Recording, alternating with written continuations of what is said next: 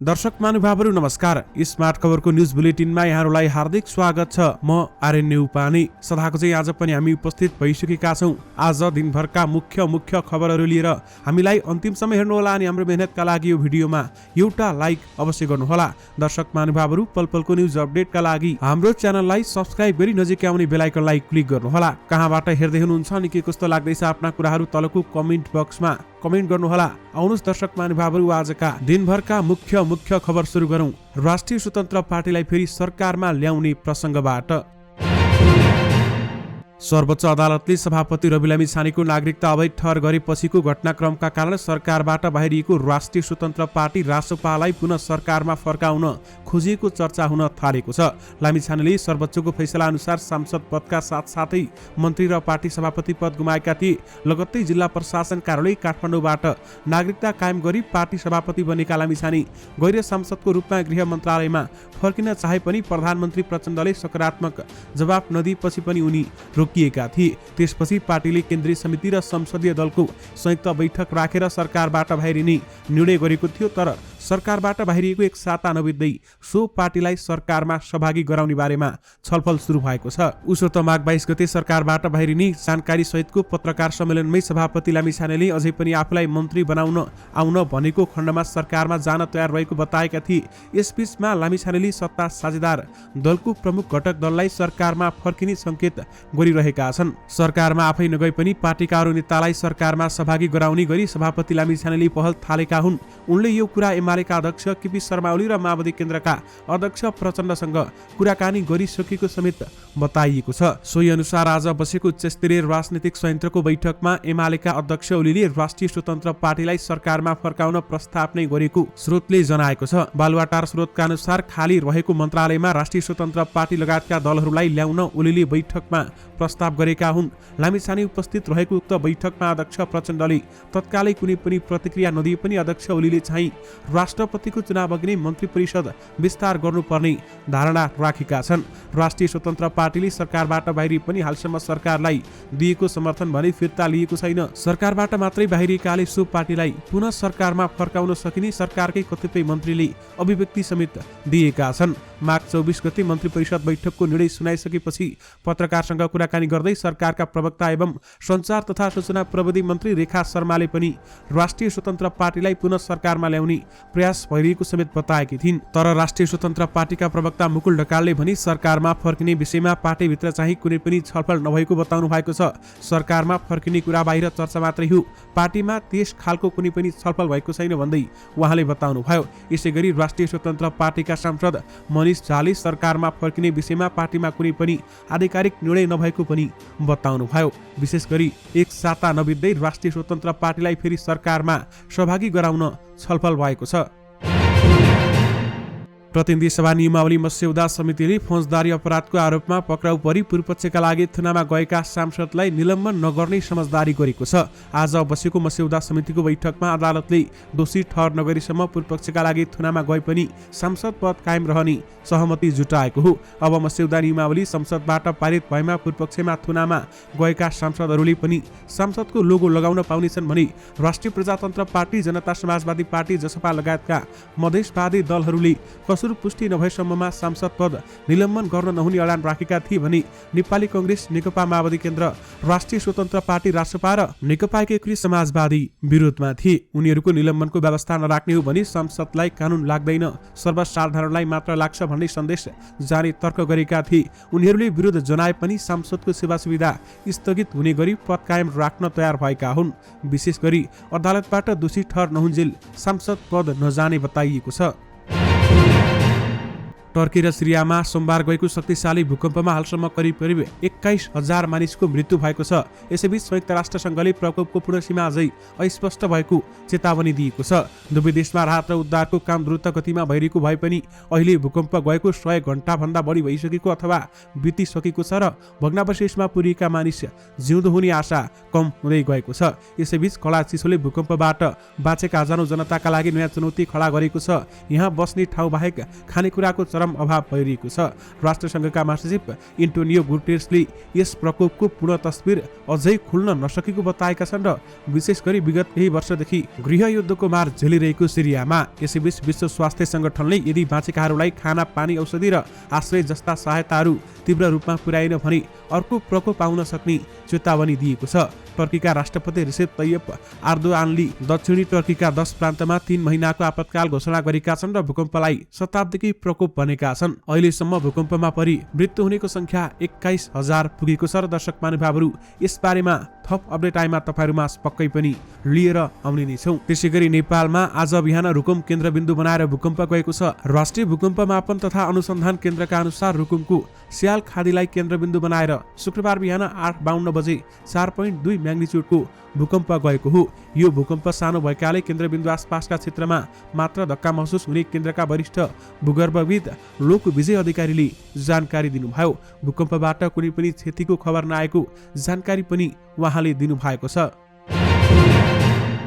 कुमारी आमाका रूपमा चर्चामा आएकी निहारिका राजपूतले शिवराज श्रेष्ठसँग विवाह गरेकी छन्। उनीहरूले जनकपुर धामको जानकी मन्दिरमा गएर विवाह गरेका हुन्। बलात्कारका आरोप लगाउँदै शिवराज विरुद्ध अदालतमा उजुरी समेत गरेकी निहारिकाले उनी विरुद्ध अंश मुद्दा समेत हालेकी थिइन् भने तर उनीहरूबीच 17 माघमा जिल्ला अदालत धनुषाका न्यायाधीश ब्रजेश प्याकुरेलको रोहबरमा मुलुकी देवानी कार्यविधि संहिता 2074 को दफा 193(4) बमोजिम मिलापत्र भएको थियो। मिलापत्र अनुसार श्रेष्ठले निहारिकालाई श्रीमतीका रूपमा स्वीकारेका थिए। जिल्ला अदालतमा अंश मुद्दा दिएकी निहारिकाले 2 बीच पति पत्नीका रूपमा बस्ने निर्णय अनुसार मिलापत्र गरेको बताएकी थिइन्। निहारिकाले आफू बलात्कृत भएको र कानुनी उपचारका लागि प्रशासनले सहयोग नगरेको भन्दै लामो समयदेखि आन्दोलन गरिरहेकी थिइन्। त्यसक्रममा उनी पटक पटक पक्राउ समेत परेकी थिइन्। उनले आफ्नो बच्चाको DNA जाँच गरिनुपर्ने, घटनाको सुरुवातदेखि नै मुद्दा कमजोर बनाउने गरी काम भएको भन्दै पुनः जाँच गरिनुपर्ने लगायतको माग राख्दै अनसन समेत बसेकी थिइन्। अहिले तिनै निहारिका राजपूत र शिवराजले विवाह गरेका छन्। प्रहरीले पक्राउ गर्दैमा सांसदहरूलाई निलम्बन गर्न नहुने राष्ट्रिय प्रजातन्त्र पार्टीका प्रमुख सचेतक ज्ञानेन्द्र बहादुर शाहीले बताउनु भएको छ। आज प्रतिनिधि सभा नियमावलीमा मस्यौदा समितिको बैठकमा बोल्दै उनले अदालतले दोषी प्रमाणित नगरेसम्म सांसद पद निलम्बन गर्न नहुने जिकिर समेत गरेका हुन्। प्रमुख सचेतक शाहीले राष्ट्रिय निर्वाचनका बेलामा कुनै सांसद पक्राउ पर्यो भने उसको मतदान गर्ने अधिकार हनन हुने गरी नियमावलीमा कुनै पनि व्यवस्था गर्न नहुने बताउनुभयो। उनले भने जनताबाट निर्वाचित सांसदलाई कमजोर बनाउन पाइँदैन, यो गर्ने हुँदैन। यो पक्राउ गर्ने बित्तिकै हिरासतमा राख्ने बित्तिकै यदि सबै अधिकार खुसिने हो भने त यो सांसद पद जनताबाट जितको के महत्त्व भन्दै उहाँले बताउनुभयो। यो त सरकार पक्ष र बलियो पक्षले कुनै पनि बेलामा यसलाई हतियारको रूपमा प्रयोग गर्न सक्छ।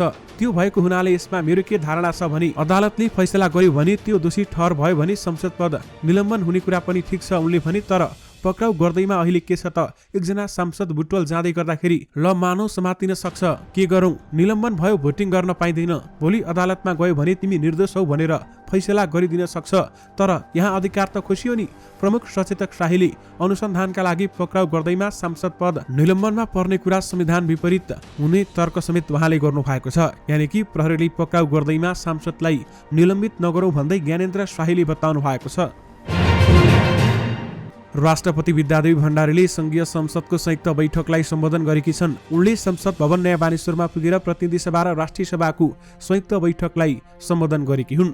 राजकीय सम्मानसहित संसद भवन पुगेकी उनलाई सभामुख देवराज घिमिरे र राष्ट्रिय सभाका अध्यक्षले संसद भवनको मुख्यद्वारमा स्वागत गरेका थिए। यस्तै बैठक स्थलमा राष्ट्रपतिलाई प्रधानमन्त्री पुष्पकमल दाहाल प्रचण्डले स्वागत समेत गरेका छन्। राष्ट्रपति विद्यादेवी भण्डारीले अर्थतन्त्रको सुदृढीकरणमा गम्भीर पाइला चाल्न आवश्यक भइसकेको समेत बताउनु भएको छ। अर्थतन्त्रका सूचकहरूमा सुधारको संकेत देखिए पनि यसको दिगोपनमा आश्वस्त भइहाल्ने अवस्था नरहेको समेत उहाँले बताउनु भएको छ। मौद्रिक तरलताको समस्या, लगानीका लागि यथेष्ट स्रोतको अभाव र बाह्य कारणले समेत गर्दा उत्पादन क्षेत्र मजबुत हुन नसकेको उहाँले बताउनु भएको छ। नेपालमै श्रम बजार खोलेर प्रतिभा विदेश पलायन रोक्न आग्रह गरेकी छन्। उनले सरकारले पर्यटकीय क्षेत्रको विकास, पूर्वाधार निर्माण, सेवाको उपलब्धताका लागि सहजीकरण, सेवा र गुणस्तरको अनुगमन, राष्ट्रिय र अन्तर्राष्ट्रिय रूपमा बजारीकरण र सहज पहुँचको व्यवस्थापन गर्नुपर्नेमा समेत जोड दिएकी छन्। र साथमा उहाँले नेपाल कुनै पनि देशसँग अनावश्यक रूपमा नजिक वा टाढा हुन आवश्यक नरहेको पनि बताएकी छन्।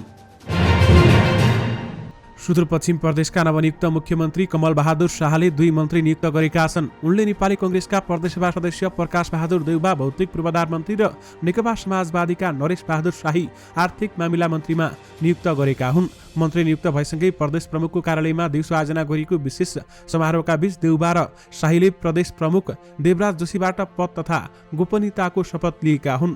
दर्शक महानुभावहरू, कांग्रेसका सांसद प्रकाश देउबालाई भौतिक पूर्वाधार विकास मन्त्रालयको जिम्मेवारी दिएको छ।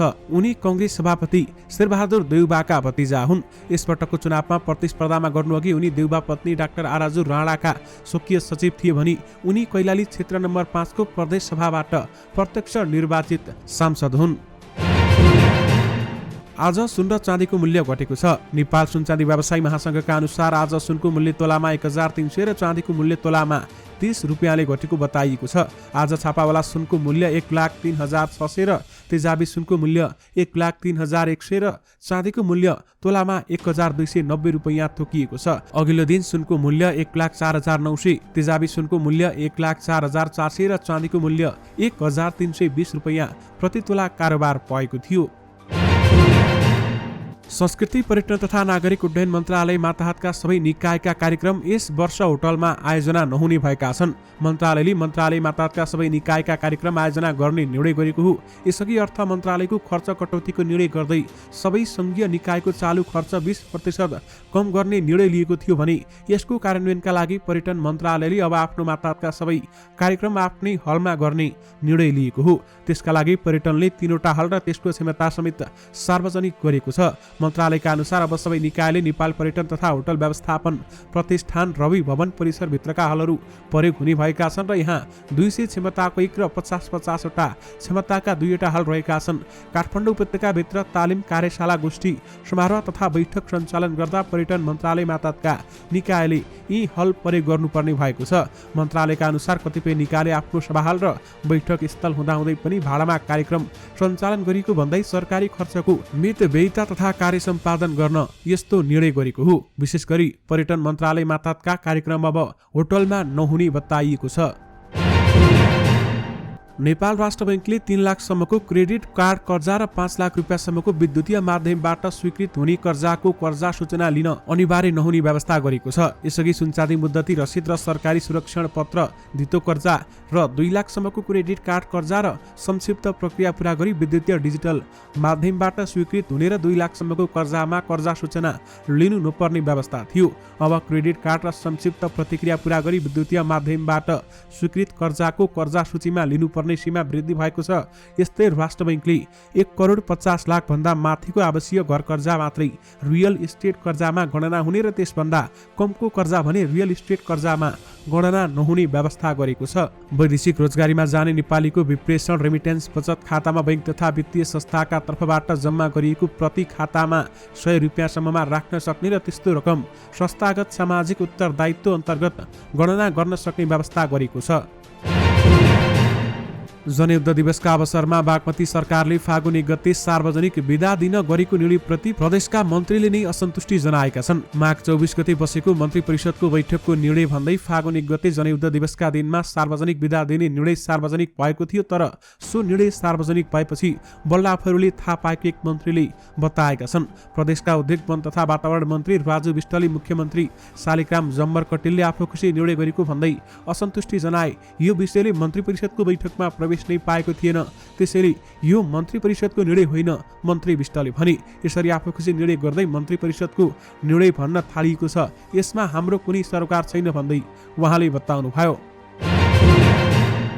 भारतका विदेश सचिव विनय मोहन क्वात्रा सोमबार नेपाल आउने भएका छन्। परराष्ट्र सचिव भरतराज पौडेलको निमन्त्रणामा उनी नेपाल आउन लागेको परराष्ट्र मन्त्रालयले जनाएको छ। मन्त्रालयका अनुसार पौडेल र क्वात्रा बीच कनेक्टिभिटी, विद्युत, व्यापार, कृषि तथा स्वास्थ्य सहितका विषयमा कुराकानी हुनेछ भन्दै बताइएको छ। क्वात्राले नेपालमा रहँदा राष्ट्रपति विद्यादेवी भण्डारी, प्रधानमन्त्री पुष्पकमल दाहाल प्रचण्ड, परराष्ट्र मन्त्री विमला राई पौड्याल लगायतका उच्च पदाधिकारीसँग भेट्ने कार्यक्रम रहेको छ। नेपालका लागि भारतको पूर्व राजदूत समेत रहेका क्वात्राले प्रधानमन्त्री प्रचण्डलाई भारत भ्रमणको निम्ति समेत दुई स्रोतले जानकारी गराएको छ। विशेष गरी भारतीय विदेश सचिव सोमबार नेपाल आउने बताइएको छ। विवेकशील साझा पार्टीकी अध्यक्ष समीक्षा बास्कोटाले पार्टीको महाधिवेशन पूर्व अध्यक्ष रविन्द्र मिश्रका लागि झापड भएको बताएकी छन्। आजदेखि सुरु भएको पार्टीको पहिलो महाधिवेशनमा सम्बोधन गर्दै बास्कोटाले स्थानीय चुनाव हारेको आफूले धुलो टकटक्याउन नपाउँदै पार्टीको नेतृत्वमा आउनु परेको बताएकी छन् र विवेकशील साझाले स्थानीय चुनावमा नराम्रो हार बेहोरेपछि तत्कालीन अध्यक्ष रविन्द्र मिश्रले राजीनामा दिएका थिए। झण्डै 3 महिना नेतृत्वविहीन भएको विवेकशील साझामा बास्कोटा अध्यक्ष बनिन्। त्यही बेलामा आफूले पार्टी जोगाउने र 6 महिनाभित्र महाधिवेशन गर्ने लक्ष्य राखेको उनले सुनाएकी छन्। पार्टी नै सकाएर राप्रपाकरण गर्न खोजिएको थियो भन्दै उनले भनिन् 2,12,000 मतलाई झारेर तलक भयौं होला तर पार्टी जोगायौं भन्दै उनले बताइन्। यानि कि विवेकशील साझाको महाधिवेशन रविन्द्र मिश्रका लागि ठूलो झापड भन्दै समीक्षा बास्कोटाको भनाइ रहेको छ। राष्ट्रिय स्वतन्त्र पार्टी सुदूरपश्चिमको सभापतिमा इन्जिनियर प्रकाश विष्ट सर्वसम्मत चयन भएका छन्। बिहीबार धनगढीमा बसेको राष्ट्रिय स्वतन्त्र पार्टीको प्रदेश विस्तारित बैठकले सभापतिमा विष्टलाई सर्वसम्मत रूपमा चयन गरेको हो। पेसाले इन्जिनियर रहेका विष्टले इम्बेडेड सिस्टम्समा स्नातकोत्तर गरेका छन् भने करिब 15 वर्ष भारतमा बसेर हानिवेल लगायतका विभिन्न अन्तर्राष्ट्रिय स्तरका कम्पनीहरूमा आबद्ध भएर प्राविधिक कम्पनी म्यानेजर र व्यवस्थापक भएर काम गरेको अनुभव उनीसँग छ। सुक्रममा उनले जर्मन र युएस लगायतका मुलुकमा पनि काम गरिसकेका छन्। नेपालका लागि बंगलादेशका राजदूत सल्लाहुद्दिन नोमन चौधरीले प्रधानमन्त्री पुष्पकमल दाहाल प्रचण्डसँग भेटवार्ता गरेका छन्। शुक्रबार सिंहदरबार स्थित प्रधानमन्त्री कार्यालयमा पुगेर राजदूत चौधरीले प्रधानमन्त्री प्रचण्डलाई भेट गरेका हुन्। भेटमा नेपाल र बंगलादेशबीच हाइड्रो पावर व्यापार तथा कनेक्टिभिटीको बारेमा छलफल भएको प्रधानमन्त्रीको सचिवालयले बताएको छ। त्रिभुवन अन्तर्राष्ट्रिय विमानस्थलका महाप्रबन्धक प्रेमनाथ ठाकुरले थाई स्माइल एयरबेसका प्रतिनिधिसँग आर्थिक लाभ लिन गरेको संवादको अडियो हामीलाई प्राप्त भएको छ। ठाकुरले विमानस्थलमा ग्रान्ड ह्यान्डलिङ अनुमति नवीकरणका लागि आएका कम्पनीका प्रतिनिधिसँग कुरा गरेका छन्। सो संवादमा कम्पनीका प्रतिनिधिसँग अनधिकृत आर्थिक लाभ दिलाउन प्रस्ताव गरेको आरोपमा उनी निलम्बित भइसकेका छन्। अब अख्तियार दुरुपयोग अनुसन्धान आयोग मार्फत पनि उनको यो अडियोमाथि छानबिन हुनेछ। हामीले प्राप्त गरेको अडियो संवादमा कुन प्रयोजनका लागि रकम लेनदेनको कुरा भएको हो खुल्दैन, तर कम्पनीका प्रतिनिधिले रकम खर्चिँदा समस्या रहेको बताएपछि ठाकुरले रविको नाम लिँदै उनीसँग कुरा भइसकेको बताउँछन्। कुराकानीमा रवि को हुन् भन्ने स्पष्ट खुल्दैन, तर थाई स्माइल एयरबेसका GS general sales agent Ravi सिंहको नाम लिएको जस्तो बुझिन्छ। ठाकुरको भाइ एयरबेसको सबै काम बैंकबाट हुने कुरा थाहा भएको र रविले सबै कुरा भएर टुङ्गिसकेको बताएको दोहोर्याउँछन्। उनीहरूबीच पैसाको कुरा हुन्छ। ठाकुरले रवि नै सबै बन्दोबस्त गर्न सक्ने बताउँछन्, तर कम्पनीका प्रतिनिधिले पैसा निकाल्न इन्भोइस बिल चाहिने बताउँछन्। ठाकुरले रविसँग कुरा भइसकेको र उसैले व्यवस्थापन गर्न सक्ने दोहोर्याइरहन्छन्। कम्पनीका प्रतिनिधिले नेपाल नागरिक उड्डयन प्राधिकरणलाई पैसा दिन तयार रहेको बताउँछन्।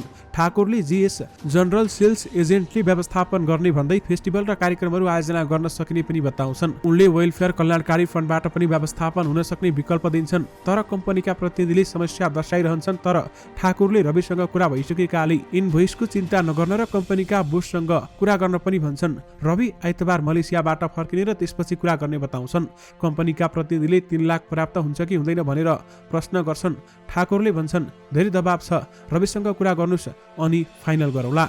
ठाकुर भन्छन् वक्यौता तिर्न भनेको हुँ। यही अडियोका आधारमा संस्कृति पर्यटन तथा नागरिक उड्डयन मन्त्रालयको छानबिनका लागि भन्दै ठाकुरलाई निलम्बन गर्न प्राधिकरणलाई निर्देशन दिइसकेको छ। ठाकुर भने आफूमाथि लगाइएको आरोप झुटो र कपोकल्पित भएको बताउँछन्। थाई एयरबेसले नेपालकै सेल्फ ग्राउन्ड ह्यान्डलिङ गर्ने सुविधा पाएको थियो। अहिले स्माइल थाई एयरबेसले त्यही सुविधा मार्फत तिर्नुपर्ने वक्यौता शुल्क मागेको हुँ।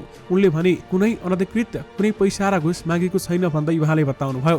कम्पनीले तिर्नुपर्ने शुल्क उठाउन खोज्दा आफूलाई फसाउने गरी अडियो रेकर्ड गरेर भ्रम सृजना हुने गरी सार्वजनिक गरिएको भन्दै उनले न्याय नपाए आफै अदालत जाने समेत बताउनु भएको छ। मैले कार्यालयमा आएका कम्पनीका इन्जिनियरसँग कुरा गरेको हुँ। उसँग मैले वक्यौता शुल्क तिर्न सहजीकरण होस् भनेर जीएस रहेका रवि सिंहसँग कुरा गरेर आउन भनेको हुँ। उनले भने मैले भ्रष्टाचार गर्ने नियतले घुस मागेको छैन, यो संस्थाको वक्यौता उठाउन भएको कुराकानी मात्रै हो भन्दै उहाँले बताउनु भएको छ। जनकपुरको राम मन्दिरदेखि फिल्म भगवत गीताको छायाङ्कन सुरु भएको छ। शुक्रबार उक्त क्षेत्रमा भागवत र गीताको भूमिका निर्वाह गरिरहेका धीरज मगर र सुहाना थापा केही दृश्य खिच्दै फिल्मको छायाङ्कन प्रारम्भ भएको हो। निर्माता सुनिल कुमार थापाले झण्डै 20 दिन जनकपुर क्षेत्रमा छायाङ्कन हुने बताएका छन् र सुटिङकै लागि कास्ट एन्ड क्र्यू सहितको टोली जनकपुर पुगेको छ। शुक्रबार बिहान पूजाआजा गर्दै छायाङ्कन प्रारम्भ भएको जानकारी निर्माता थापाले दिनुभएको छ। त्यहाँबाट जारी तस्बिरमा सुहाना, धीरज, विपिन कार्की, अनुराग मानसिंह कुँवर लगायतको कलाकारलाई हामी देख्न सक्छौं। तपाईहरूले ती तस्बिरहरू स्क्रिनमा देखिरहनु भएको छ।